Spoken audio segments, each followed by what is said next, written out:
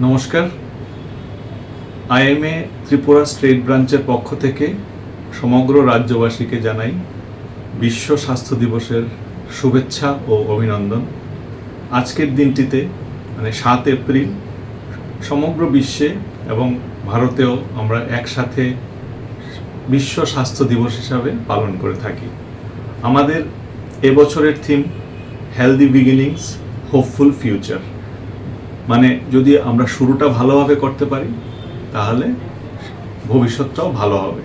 এখানে এই healthy beginnings বলতে বোঝানো হয়েছে যে আমরা যদি যারা গর্ভবতী মহিলা আছে ওনাদেরকে যদি ভালোভাবে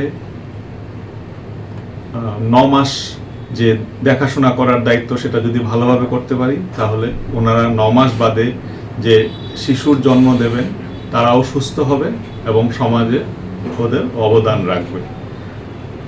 এই 9 মাস প্রতিটা গর্ভবতী মহিলা বিভিন্ন রকম ক্রিটিক্যাল সিচুয়েশনের মধ্যে দিয়ে যান। তার মধ্যে যেমন অ্যানিমিয়া বা রক্তাল্পতা একটা বিষয়, তার জন্য আমরা আয়রন, ফলিক অ্যাসিড এইসব সাপ্লিমেন্ট দিয়ে থাকি। তবুও আমাদের লক্ষ্য রাখতে হবে ওনারা সবাই এগুলি পাচ্ছে কিনা।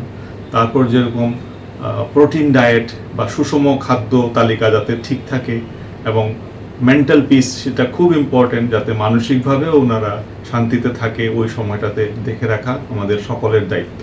ট্রিটিং ফিজিশিয়ান বা গাইনোকোলজিস্ট বা আশাকর্মী যারা আছেন ওনারা এগুলি তো দেখবেনই, এটা ওনাদের কাজ।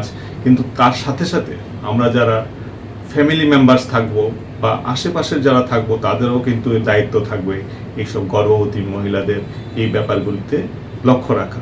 তাহলেই কিন্তু ওনারা 9 মাস সুস্থভাবে ওনাদের শিশুকে গর্ভে প্রতিপালন করবে এবং 9 মাস বাদে যে শিশু জন্মগ্রহণ করবে সে সুস্থ সবলভাবে এই পৃথিবীতে আসবে এবং এই পৃথিবীতে তার অবদান রাখবে।